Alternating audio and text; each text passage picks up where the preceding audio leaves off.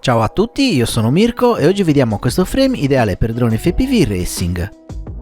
Si tratta dello Ziz Capiche 5.5, se volete acquistarlo trovate il link in descrizione. La prima cosa che possiamo notare è la confezione molto curata, con tutto l'elenco del contenuto stampato sotto. Vediamo subito cosa troviamo al suo interno. Abbiamo 4 braccetti, la piastra superiore, quella centrale e quella inferiore. Abbiamo anche 4 stand-off, le viti per assemblarlo, i supporti per la videocamera ed un manuale di istruzioni. Vediamo ora gli spessori delle parti in carbonio. I bracci sono spessi 5,1 mm e sono larghi 9,7 mm. Tutte le altre parti in carbonio sono spesse 2 mm. Gli stand-off sono da 25 mm. Per quanto riguarda la parte inferiore abbiamo viti e fori svasati, in questo modo possiamo sistemare la batteria sul fondo del frame senza preoccuparci di viti sporgenti. Nella parte centrale abbiamo i dadi a pressione preapplicati, questo rende la fase di assemblaggio più semplice e veloce. Nella parte superiore invece abbiamo le classiche viti a testa tonda. Vediamo ora come assemblare il Capiche. Prendiamo la piastra inferiore 4 viti da 14 mm che andremo ad inserire in questi 4 fori esterni. Adesso infiliamo i 4 braccetti, il punto senza foro deve rimanere all'interno. Passiamo alla piastra centrale, prima di fissarla sistemiamo gli stand-off per il flight controller utilizzando le viti da 4 mm. Mettiamo le viti nei fori 30x30 e stringiamo gli stand-off.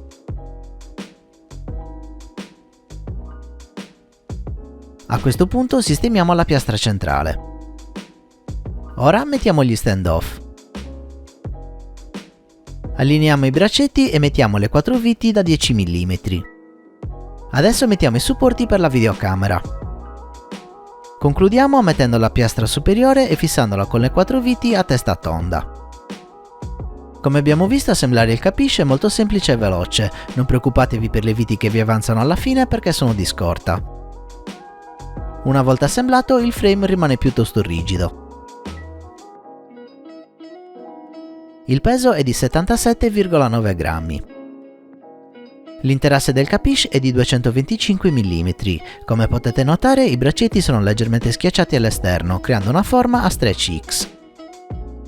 Questa forma è particolarmente apprezzata nel racing perché offre un maggior controllo del drone durante le gare. Il corpo del frame rimane molto stretto, grazie a questo possiamo usare eliche fino a 5.5 pollici.